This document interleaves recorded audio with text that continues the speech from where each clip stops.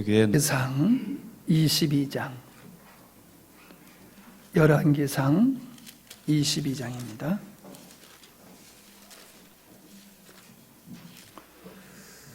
열왕기상 22장 41절.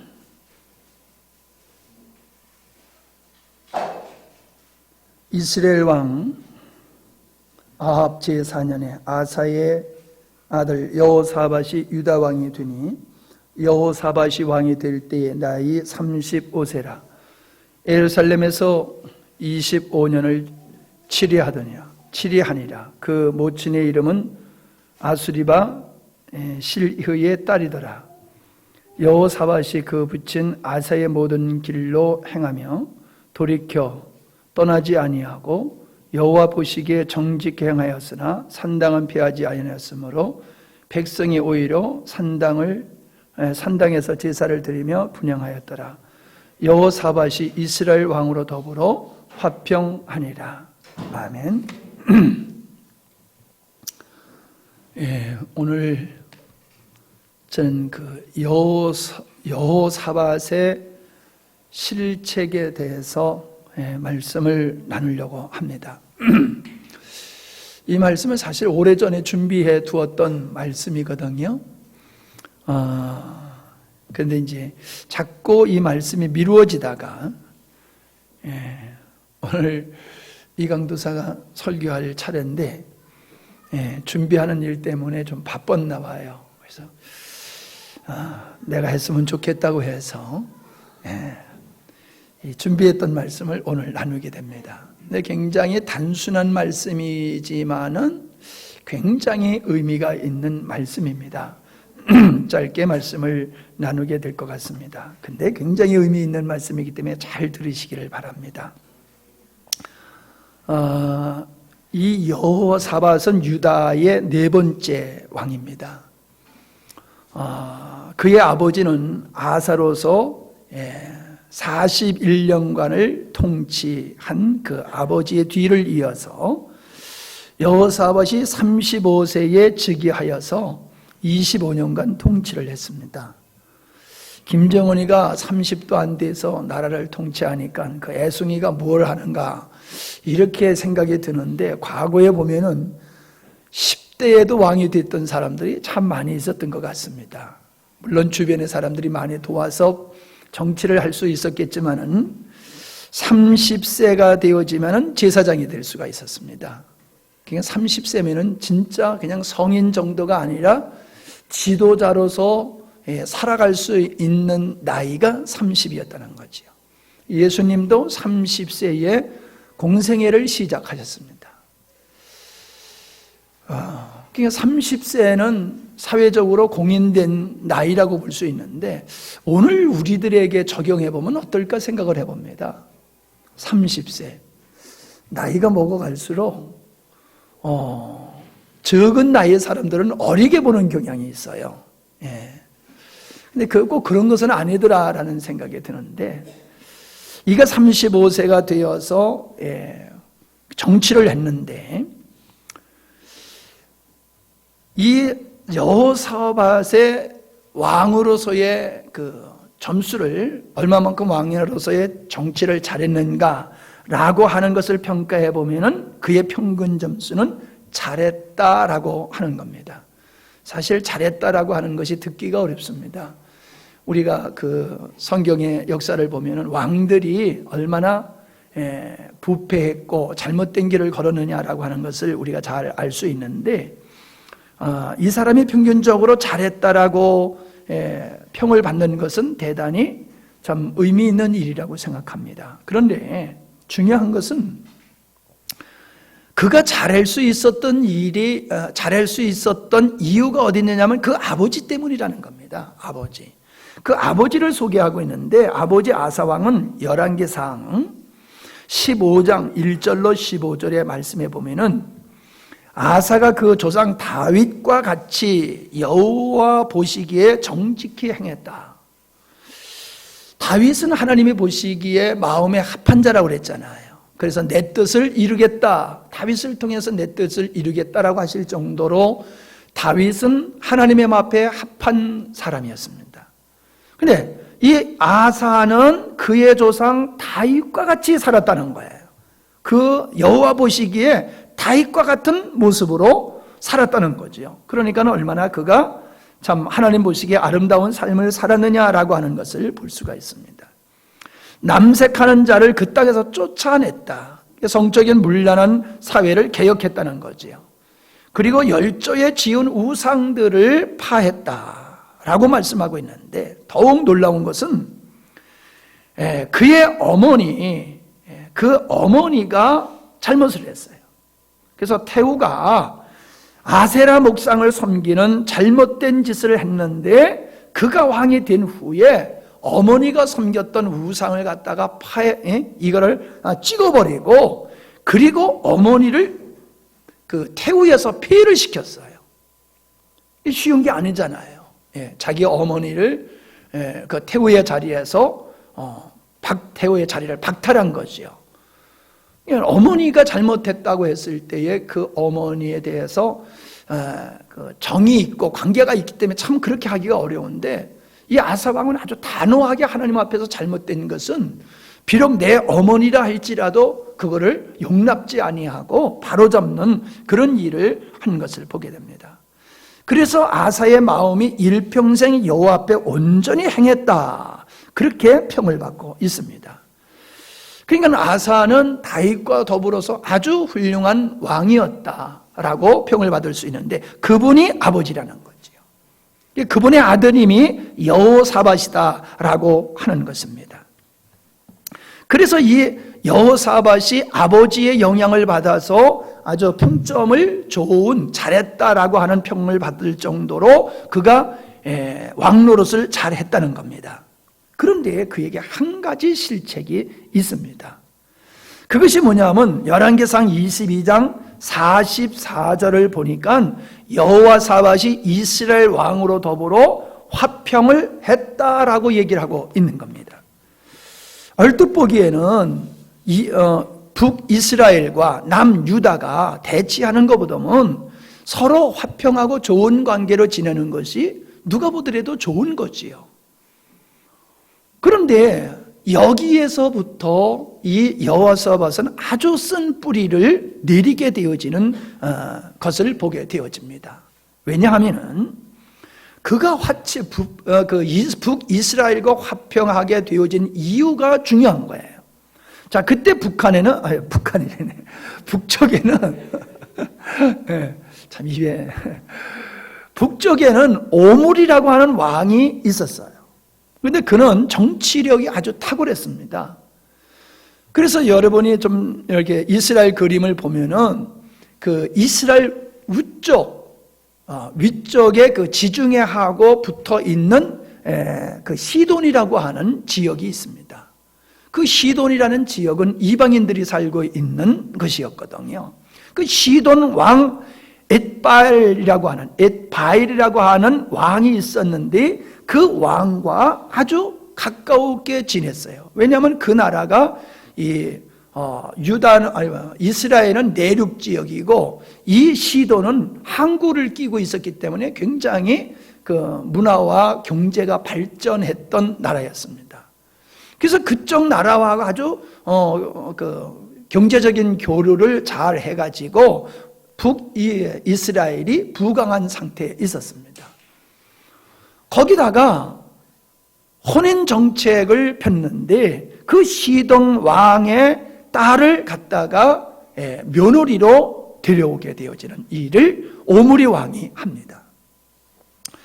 그러니까는 관계가 얼마나 좋습니까? 뭐 옛날에 그런 일들이 많이 있잖아요. 왕들끼리 서로 결혼을 해가지고 양 왕가를 갖다가 굳건하게 하는 일들은 비일비재하게 있었던 일입니다. 그래서 나라가 평온하고 경제가 부흥하고 한 모습을 이 남쪽 여호사밧이 봤더니, 야, 참 정치 잘한다.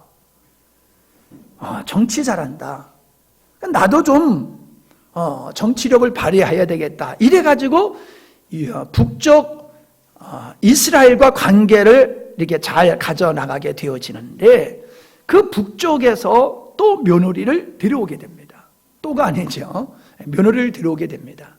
그런데 북쪽의 그 오므리라고 하는 왕의 아들이 누구냐 하면은 아합이에요. 아합 하면 알지요? 하여튼 왕 중에서 최고로 못된 왕이 아합이잖아요. 근데 그 아합의 아내를 저 시돈의 왕의 딸을 데리고 왔다는 거예요. 그래서 이 아합 왕은 이방인과 결혼을 하게 되어집니다. 근데 그 시돈에서 온 이 여인의 공주의 이름이 이세벨이에요. 이세벨을 하면 알지요? 이세벨은 아합보다도 더 악한 여자인 것을 우리가 알게 됩니다. 그런데 그 아합과 이세벨에서 낳은 딸을 여호사밧이 며느리로 데려오는 거예요. 잘못된 씨를 지금 받아들이고 있는 겁니다. 잘못된 사람을 가문에 데려오는 겁니다. 이유가 뭐예요? 정치적 안정과 경제적 부흥, 왕가의 탄탄한 어떤 안정을 위해서 정략적 결혼을 하고 있는 겁니다. 그래서 이 여호사밧은 자기의 아들을 위해서, 여호람이라고 하는 아들을 위해서 이세벨의 딸 아달랴를 데리고 옵니다. 이름을 그냥 잊어버려도 돼요. 나도 이름을 잘 못 외워가지고 헷갈려요. 그래서 보고 얘기를 해야 돼. 자, 그러니까 아합과 이세벨의 딸을 며느리로 데려오는 거예요. 자, 그래서 이 여호사밧은 그 평생에 좋은 점수, 잘했다는 평가를 받았지만은 그가 며느리를 이방인 북쪽에, 자꾸 북한이라고 그래서 큰일 났네.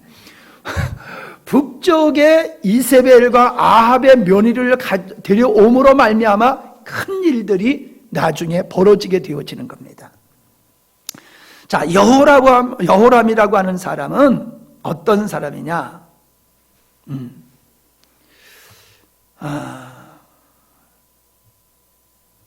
역대하 21장 6절을 보니까 저가 이스라엘 왕들의 길로 행하여 아합의 집과 같이 하였으니, 자, 그의 아버지는 아사의 길을 따랐고 다윗의 왕의 길을 갔는데, 이 여호람이라고 하는 이 사람은 아버지 유다의 왕들의 행적을 따라서 가는 게 아니라 북쪽의 이스라엘 왕들의 그 길을 갈 뿐만 아니라 특별히 여기서 강조하는 것은 아합의 집과 같이 하였다. 그러니까 아합의 왕가가 못된 짓을 한 것과 같이 그는 아합의 영향을 받았다라고 하는 겁니다. 근데 그 이유가 어디 있느냐? 그 이유를 말하고 있어요. 이는 아합의 딸이 그 아내가 되었기 때문이라는 거예요.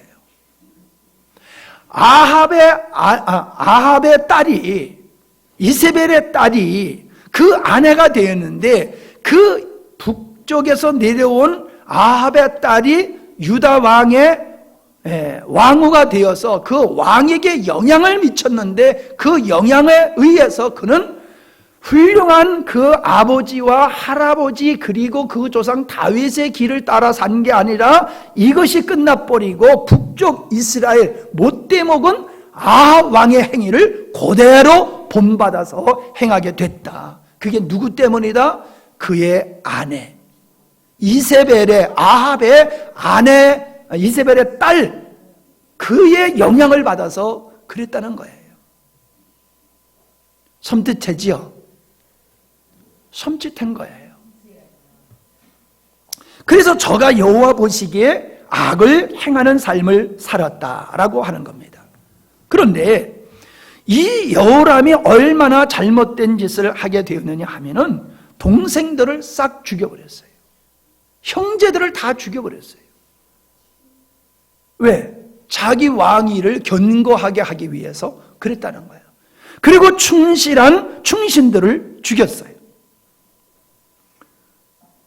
한 여인의 영향력에 의해서 한 사람이, 권력을 가진 한 사람, 그 사람에 의해 그 사람의 그 삶과 정책이 이렇게 바뀌어지는 거예요.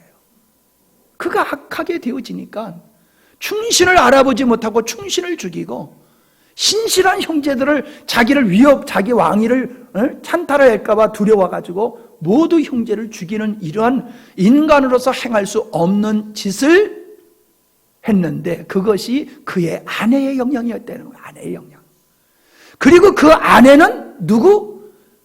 아합과 이세벨의 그 자기 어머니의 영향을 받아가지고 자기 남편한테 이세벨이 아합을 못된 길을 가게 조장했듯이 그 딸도 유다로 와가지고 그 왕을, 남편을 갖다가 못된 길로 가게 해가지고 충신을 죽이고 형제를 죽이게 했다는 거지요. 남자들이 잘해야 되지만은 여자들은 더 잘해야 됩니다. 따라합시다. 남자들이 잘해야 되지만 여자들은 더 잘해야 된다. 근데 안 따라 하시는 분이 계시네요. 안 따라 하시는 분이 계세요. 예. 자신 없어서 그러시는지 다시 합니다. 남자들이 잘해야 되지만 여자들은 더 잘해야 된다. 이거 아멘이에요. 남자들은 따라해요. 남자들은 핫바지다. 보세요. 여인의 말을 따라서 형제까지 죽이고 충신을 알아보지 못하고 다 죽여버렸다니까요. 그러니까 예쁘다고 마누라 삼으면 큰일 납니다. 예? 정책적으로 이들은 나라를 부흥하기 위해서 그들은 그런 이방 여인을 데려다가 며느리로 삼고 북쪽에 있는 이스라엘의 공주를 데려다가 며느리로 삼은 것은 쉽게 얘기하면 잘 살아보자는 거거든요. 잘 살아보자는 거예요, 그게. 이게 하나님이 기뻐하는 겁니까? 왜 하나님께서는 이방인들과 같이, 가나안 족속들과 같이 어떤 그 조약을 맺지 말고 통혼을 하지 못하도록 그렇게 금했느냐 하면 이것 때문이에요. 그 잘못된 사상과 악함이 이스라엘 백성들에게 영향을 미치는 것을 하나님은 원치를 않으셨거든요. 이스라엘 백성들을 하나님께서는 아브라함의 후손들을 왜 애굽에서 430년 동안 있게 했느냐면 가나안 땅에 그대로 있으면 가나안 땅 사람들과 동화될 것을 하나님이 아셨어요. 그래서 그를 거기서 뽑아내버려 가지고 애굽이라는 땅에 갔다가 옮겨 놓으신 거야. 왜? 애굽에서는 그들이 종된 삶을 살았기 때문에 그렇게 부패할 수가 없는 거예요. 그래서 그들이 거기서 종된 삶을 살지만은 이방인들과 통혼을 해서 영적인 순수성을 상실하지 않도록 하기 위해 가지고 옮겨서 애굽에서 큰 민족을 이뤄 가지고 다시 약속한 땅으로 들여오시는 것이거든요. 인간들은 그렇게 끊임없이 자기의 행복을 위해서는 수단과 방법을 가리지 않습니다. 그게 정치가 되었든지 결혼이 되었든지 사람들은 자기 이익을 위해서 그렇게 합니다.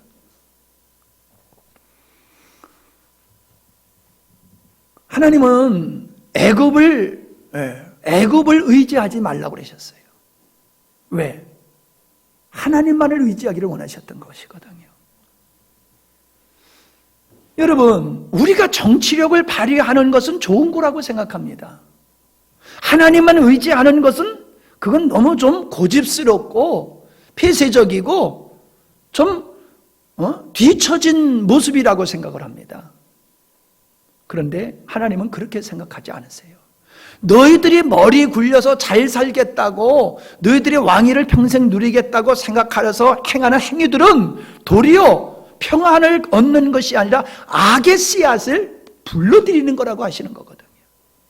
그래서 북쪽에 오므리가 나라를 부강하기 위해서 이방인과 결혼을 하고 이방인에서 왕의 딸을 들여오는 것이 자기 아들 아합을 망치게 만들었고, 그 아들이 낳은 딸에 의해서 유다에까지 그 불행이 번져가게 되어지는 것을 지금 우리는 보고 있는 것입니다. 형도를 죽이고 형제를 죽이고 충신들을 죽이는 이 여호람, 그것이 이유가 바로 아합의 딸 때문이었다라고 말하고 있는 겁니다. 그래서 그는 창자가 썩어서 죽는 저주를 받고 죽게 되어지고 죽은 후에도 그는 왕의 묘실에 들어가지 못하게 되어지는 것을 보게 되어집니다.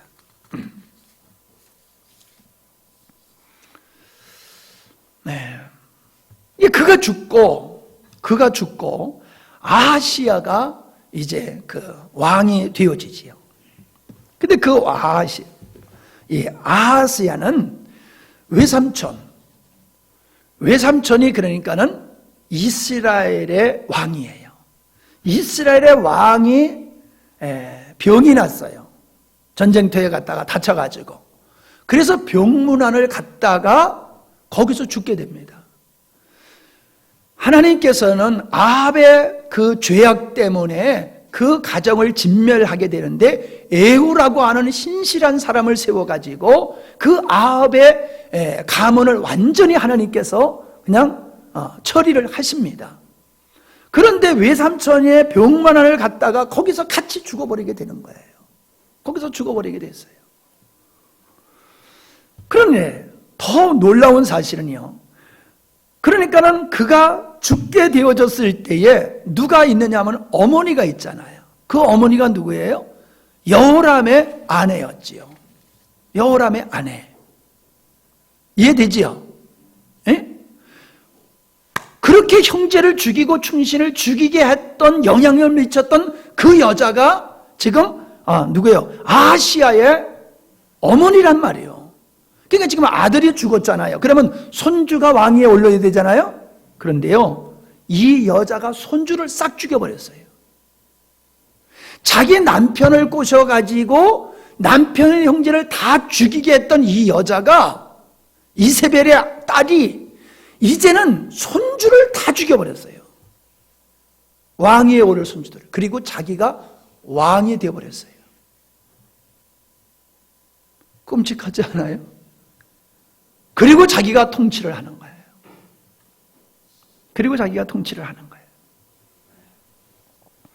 그는 남편도 망하게 했고 아들도 망하게 했고 자기 손으로 손주들까지 다 죽이는 이러한 삶을 산 사람이 됐습니다. 그가 누구라고요? 아합과 이세벨의 딸이었다는 거예요. 그리고 아합과 그 이세벨은 구스의 왕의 딸이었다는 거예요. 아게시가 어디서 들어왔어요?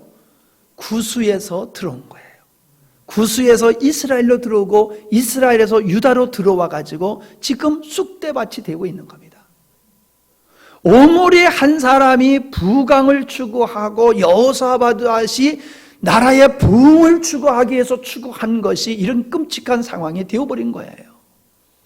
여러분, 오늘날 우리들은 어떤 생각을 갖냐 하면은 그냥 잘 먹고 잘 살게 되어지면은 무슨 짓을 해도 괜찮다라고 생각하면 살고 있는 것이 오늘날 사람들이 가지고 있는 의식입니다.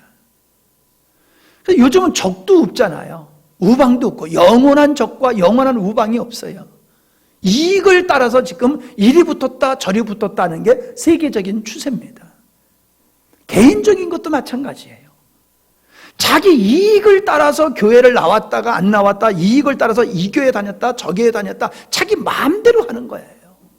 하나님 앞에서 이 길이 옳은 길인가 아닌가를 묻고 가는 게 아니라 그냥 부강하고 잘 먹고 잘 사는 쪽으로 사람들은 살아가고 그것이 옳다고 생각하는데, 그것을 위해서 구스 여인을 데려온 거, 그리고 북쪽에 이스라엘 그 아합과 이세벨의 딸을 데려옴으로 말미암아 끔찍한 역사가 유다 왕가에서 벌어지고 있다니까요. 우리는 이런 역사를 보면서 남의 일로 생각합니다. 역사에 있었던 일이고 나와 상관없다고 생각합니다. 항상 사람들은 그래요. 은혜를 받아요. 그러면 안 되지. 그러면 안 되지. 근데 그걸 나에게 적용하는 데 있어서는 아니라니까요. 남에게 적용시키지 자기에게 적용을 시키지 않습니다. 왜 성경에서 믿지 않는 여인과 믿지 않는 사람과 결혼하지 말라고 성경은 강력하게 만류하고 있는지 아시겠습니까? 여러분, 예를 들어서 그런 얘기를 해요. 둥근 나무 둥지 위에서 밑에 있는 사람을 이렇게 끌어올리는 게 그게 쉬우냐? 밑에서 그 둥근 통나무 위에 있는 사람을 끌어내리는 게 쉬우냐? 밑에서 끌어내리는 게 훨씬 쉽습니다. 그 말은 뭐예요? 믿는 사람이 믿지 않는 사람을 믿음을 갖게 하는 것은 통나무 위에서 통나무 밑에 있는 사람을 끌어올리는 것과 같다는 거예요. 그렇게 어렵다는 거예요. 오늘도 말씀을 드리고 계속 강조를 합니다만은 사람은 살아오면서 무엇을 경험했느냐, 무엇을 배웠느냐, 어떤 것을 소유하고 있느냐, 어떤 환경에 있느냐, 누구와의 관계를 가지고 있느냐, 이것에 의해서 자기 정체성이 만들어지는 거예요. 그러면 20년, 30년간 이방인, 구수의 여인과 같이 하나님과 전혀 상관없는 환경 속에서 그가 만들어졌기 때문에 그 사람이 가지고 있는 정서와 가치관이라고 하는 것은 성경과 일치될 수가 없어요. 그러면 우리 그리스도인들이 가지고 있는 정서, 가치관, 정체성과 충돌이 돼요. 충돌이 되어지기면 자꾸 싸움이 일어나거든요. 그러면 악한 사람이 한 사람이 선한 사람 10사람을 이깁니다. 이해되세요? 선한 사람은 막 나가지 못해요. 근데 악한 사람은 막 나가요. 그러니까 악한 한 사람이 선한 10사람을 이기고도 남아요. 그러니까 반드시 지게 돼 있어요. 맨날 어떻게 싸워요? 맨날 부딪히기 싫어요. 그러니까 자꾸 그 사람의 말을 듣고 따라가다 보면은 믿음을 가졌던 사람이 믿음을 까먹기가 쉽지, 믿음을 안 가진 사람을 믿음을 갖게 하기가 쉽지 않는 거예요. 썩은 사과 하나를, 성한 사과 전체가 썩은 사과 하나를 건져내지 못한다니까요. 썩은 사과 하나가 멀쩡한 사과를 다 썩게 만들지요. 그래서 믿는 사람과 멍에를 매야지, 결혼을 해야지, 믿지 않는 사람과 하면 안 된다라고 얘기하는 이유가 그겁니다. 근데 어때요? 며느리가 잘 배웠고 재능이 있고 돈 잘 벌고, 혹은 사위가 사돈네 집이 빵빵하고 딸이 가서 고생 안 할 것 같으면은 안 믿는 집이라 할지라도, 안 믿는 사람이라 할지라도 그냥 결혼했잖아요. 왜? 부강하기 위해서, 잘 먹고 잘 살기 위해서. 결과는 영혼에 도적맞고 그 삶이 아주 비참하게 되는 것을 우리는 이 역사를 통해서 보게 되어집니다. 그런데 할머니가 손주를 다 죽일 때에 역대하 22장 10절로 12절에 보면은 요아스라고 하는 손주 하나를 그 고모가 훔쳐다가 기릅니다. 다 죽일 때 잽싸게 고모가 아이를 하나를 데려다가 훔쳐다가 기르는데, 어디서 기르냐 하면은 성전에서 길러요. 그러니까 그게 가능했던 거죠. 근데 그 성전에서 어떻게 길르게 됐느냐 하면은 그가 누구의 아내가 됐느냐 하면 제사장의 아내가 됐었어요. 그 고모가. 그러니까 씨는 그 못된 씨가 있지만 그가 누구하고 결혼했느냐, 제사장하고 결혼하다 보니까 그는 거룩한 모습을 지내게 된 거지요. 그래서 조카 중에 한 사람을 훔쳐다가 길러가지고 그를 나중에 왕 위에 복귀를 시킵니다.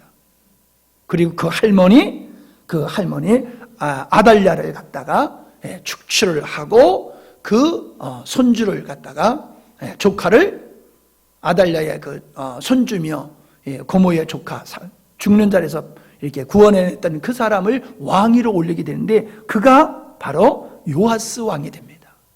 요아스 왕은 이스라엘 왕들 중에서 아주 선한 왕으로 그렇게 평가를 받고 있는 겁니다. 그러나 그 위에 아버지, 할아버지는 아주 그 북쪽 이스라엘의 잘못된 영향, 이세벨과 아합의 잘못된 영향을 받아가지고 잘못된 길을 갖고 아주 집안이 쑥대밭이 되어지는 이런 길을 갔지만은, 이 요아스는 누구의 영향을 받았냐면 제사장의 영향을 받았어요. 하나님의 영향을 받았어요. 그래서 그는 그의 아버지와 할아버지의 길을 가지 아니하고 선한 다윗의 왕 그 길을 따라서 그가 아름답게 정치를 하게 되어지는 것을 우리가 볼 수 있습니다. 이 사람은, 요아스 왕은 누구의 영향을 받았느냐? 악한 영향을 받은 게 아니라 선한 영향, 하나님께 영향을 받았다는 거예요. 자, 저를 보세요, 여러분. 여러분, 우리는 인생을 살면서 누군가의 영향을 미치게 되어 있습니다. 근데 특별히 여러분은 자녀들에게 영향을 미치게 되어 있어요. 싫던지 좋던지 사람은 자녀들에게 영향을 미치게 되어 있어요. 여러분 어떠세요? 머리 좋고 나쁜 것도 부모 영향이잖아요. 근데 그거는 어쩔 수 없어요. 그러나 만약에 여러분의 자녀들이 삐딱하다라고 하면 여러분이 회개해야 되는 거예요. 여러분이 자녀들에게 영향력을 제대로 미치지 못했다는 거예요. 자녀들의 탈선은 자녀들에게 문제가 있는 게 아니라 부모님이 선한 영향력을 자녀들에게 미치지 못했기 때문에 그들이 잘못된 영향력을 받아가지고 잘못된 길을 가고 있는 거예요. 그러지요. 우리 아이는 참 좋은 애인데 나쁜 친구를 새겨가지고 이렇게 됐다라고 얘기합니다. 그럴 수 있지요. 근데 그가 나쁜 친구를 사귀게 된 것은 그가 좋은 영향을 이미 안 받고 있다는 거예요. 부모의 좋은 영향, 좋은 환경의 영향을 안 받고가 아니라 못 받고 있기 때문에 나쁜 영향을 받게 되는 거예요. 부모가 자녀들에게 좋은 영향을 미치면요, 자녀들은 세상에서 나쁜 영향을 안 받습니다. 안 받아요. 그러니까 자녀의 문제는 누구의 문제? 부모의 문제예요. 부모의 문제예요. 남자는 핫바지라고 그랬잖아요. 여러분, 남자는 여자의 말을 듣게 되어 있어요. 다른 사람이 아무리 뭐래더라도 아내가 격려하면은 남자가 힘을 얻고요. 다른 사람은 다 옳다고 그랬는데 아내가 틀렸어 그러면요, 그 틀렸어 말 한마디는 한 사람의 말, 아내의 말을 남자는 영향을 받게 돼 있어요. 그 남편을 여러분이 영향력을 미치지 못하다고 하는 것은 여러분에게 문제가 있는 거예요. 인정하기 싫지만은 인정해야지 돼요. 우리 남편은 우리 아내는 그런 이유가 있을 수 있지요. 그러나 근본적인 것은 다른 나쁜 영향을 받았던 그 사람도 나를 만남으로 말미암아 좋은 영향으로 바뀌어지게 해야 되는데 그가 좋은 영향을 안 받는단 말이야. 바뀌어지지 않다고 있다고요. 그러면 내가 지금 그를 만나서 그에게 좋은 영향을 못 미치고 있다는 거예요. 그가 지금까지 받은 영향, 지금 받고 있는 영향보다도 내가 주는 영향이 커야 되는 거예요. 그래야지 끌려오지요. 맞죠? 내가 주는 영향이 크면 나한테 끌려오게 돼 있는 거예요. 근데 내가 지금 주는 영향이 그가 지금까지 받아온 영향과 지금 받고 있는 영향에 미치지 못하고 있는 거예요. 그러니까 안 끌려오는 거예요. 이거 인정하기 싫어도 인정해야 됩니다.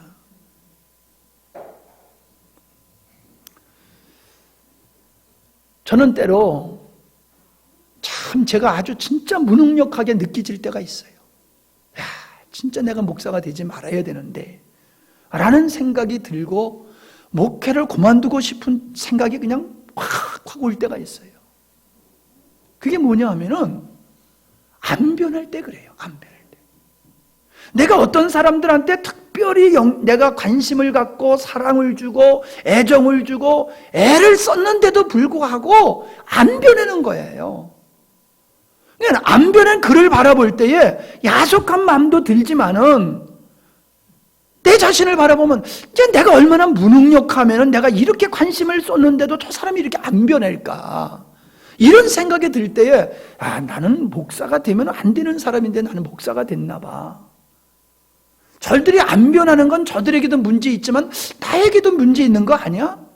이 못난 목사가 돼가지고 나 때문에 저 사람이 좋은 목사를 만나가지고 변화될 수도 있는데 나 같은 사람 만나가지고 저 사람이 안 변하는 거 아니야? 이런 생각이 들어가지고요, 목회를 그만두고 싶은 생각이 그냥 부쩍부쩍 들 때가 많아요.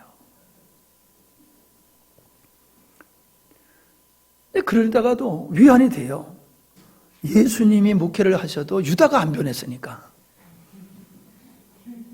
그러면서 위안이 돼요. 예수님도 유다 변화시키지 못했는데 내가 어떻게 누구를 변화시켜? 나는 안 돼. 주님이 하셔야지. 이러면서 살아오니까 여기까지 오고 앞으로도 그러니까 갈 거지요. 정말 가깝고 답답할 때가 많아요. 차라리 소한테 경을 읽지.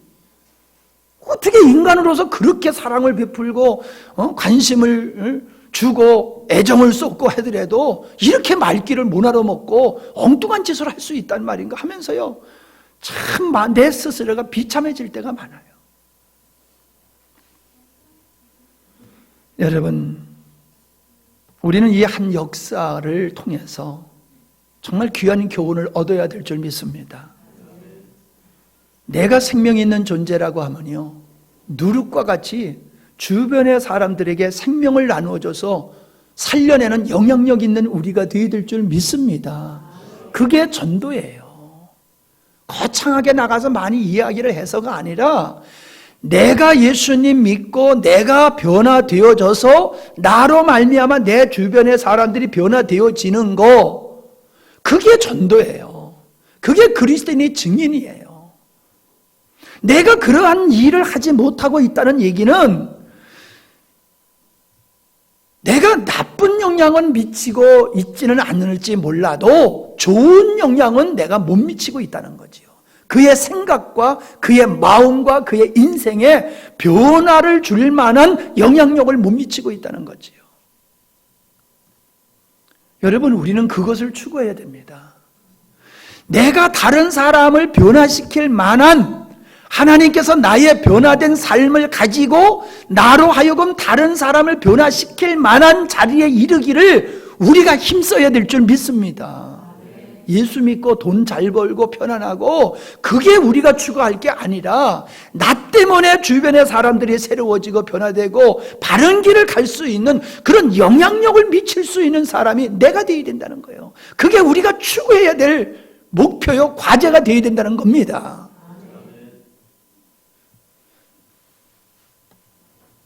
아멘?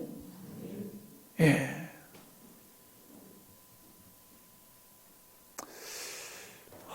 저는 여기 계신 우리 성도님들이 그런 마음을 가지고 참 주님이 원하는 교회를, 내가 주님이 원하는 사람이 되어지고 주님이 원하는 교회를 추구한다라고 하면 그렇게 역사가 이루어질 줄 믿습니다. 근데 우리는 그걸 안 하고 있어요, 사실. 우리가 교회에 와서는 정신이 번쩍 뜨니까는 제대로 정신이 들어서 기도도 제대로 해요. 근데 여기서 은혜 받고 집에 돌아가면요, 교회에서 은혜 받은 거 까마득하게 잊어버리고 기도했던 거 까마득하게 잊어버리고 현실에 의해서 그냥 현실에 묻혀서 살다가 그래도 주일날만큼은 기억하고 나오니까 그거라도 감사하지만은 여러분의 삶의 현장에서 내가 정말 주님의 의를 이루는 사람이 되어야 되겠다고 하는 그런 마음을 가지고 사느냐 하면은 그게 부족한 것 같아요. 더더욱이 정말 주님이 원하는 교회를 내가 세워가야 되겠다라고 하는 그런 열정이 우리를 삼키고 있는가? 사랑이 나를 강권하더라라고 바울이 고백했듯이 주님이 나를 사로잡아서 주님이 나를 이렇게 이끌어 가시기 때문에 나는 사나 죽으나 주를 위해서 사는 존재다, 이런 마음으로 과연 우리가 살고 있느냐는 거지요.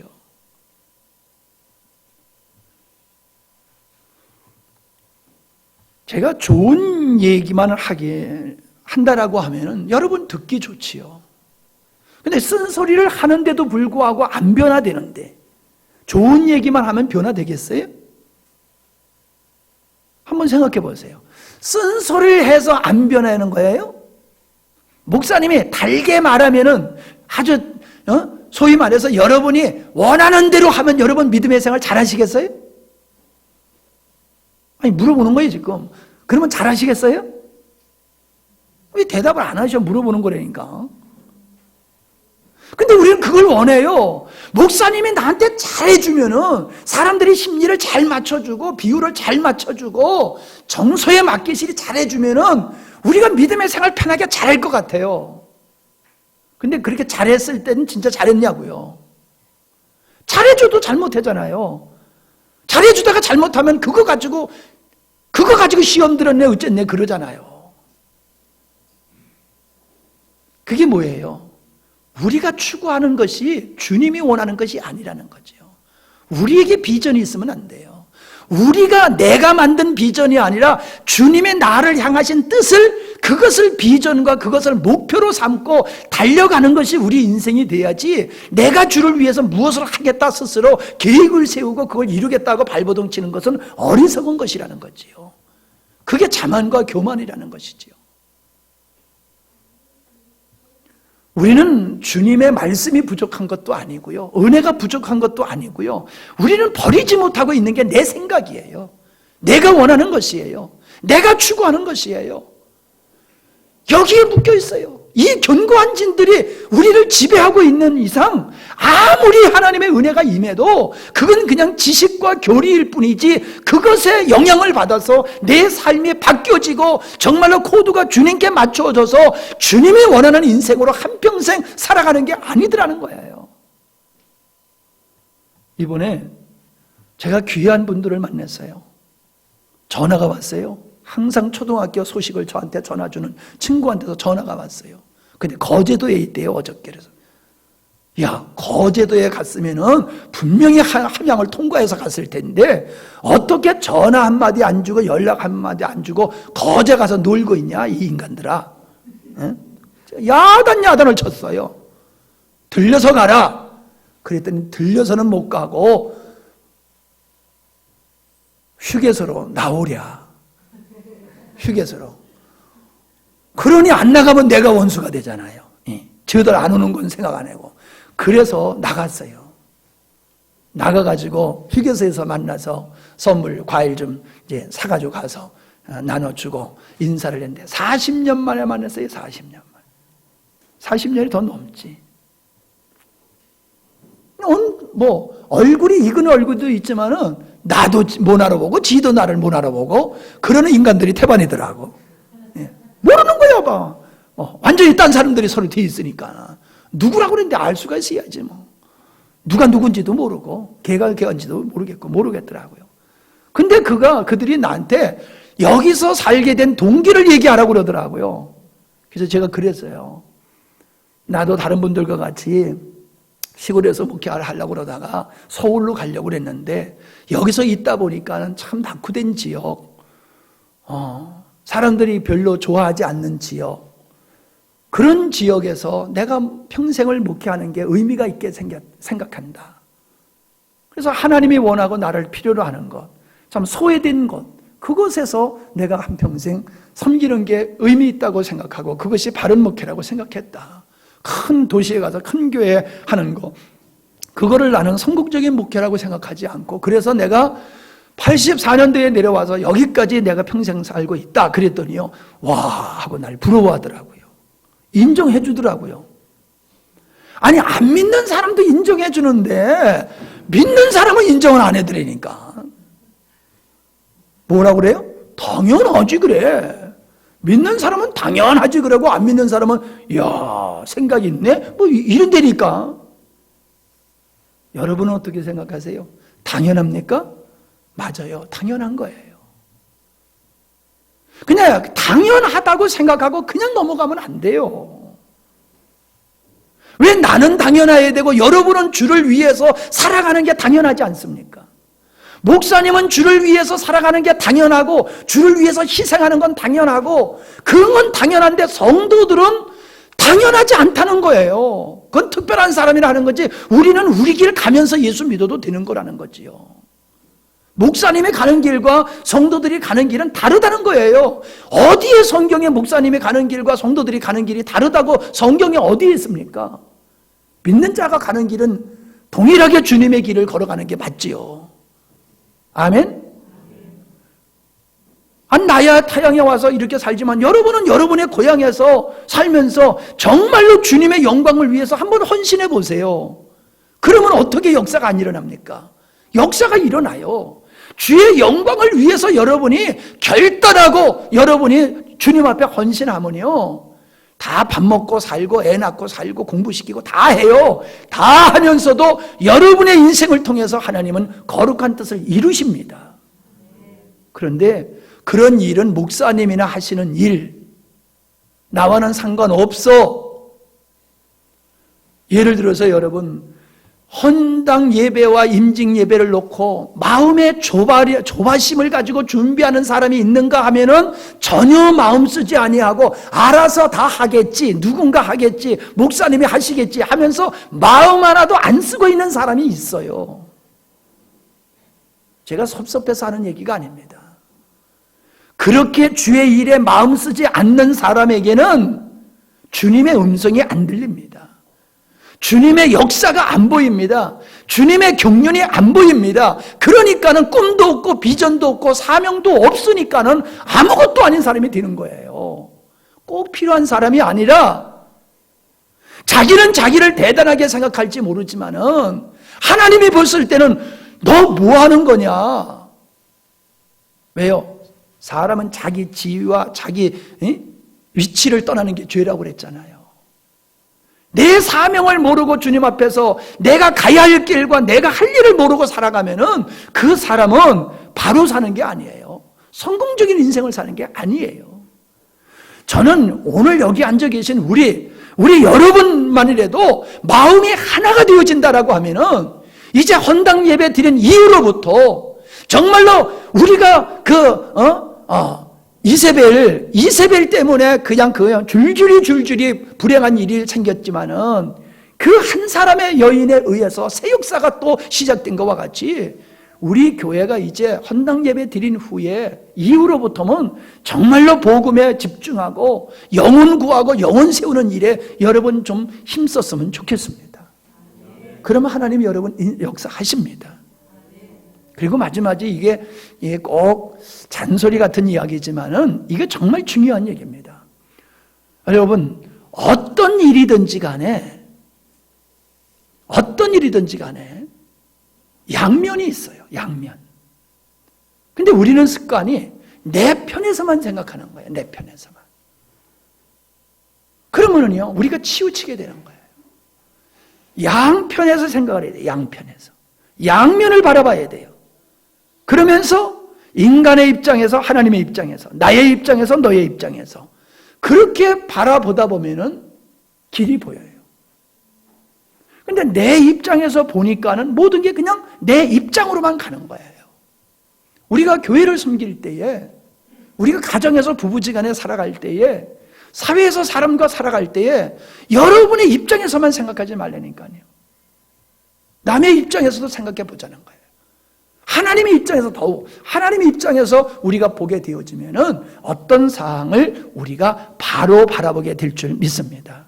그래서 우리는 이 선한 영향력을 미치는 그런 사람이 되어야지, 그냥 잘 먹고 잘 살고 부강하게 살겠다고 하는 이 한 가지 이 탐욕과 욕심에 의해서 하나님을 등지고 세상적인 방법, 인간적인 길을 걸어가다가 불행한 일을 당하는 성도님들이 안 되시기를 바랍니다. 아멘? 기도하십니다. 아버지 하나님, 오늘 우리가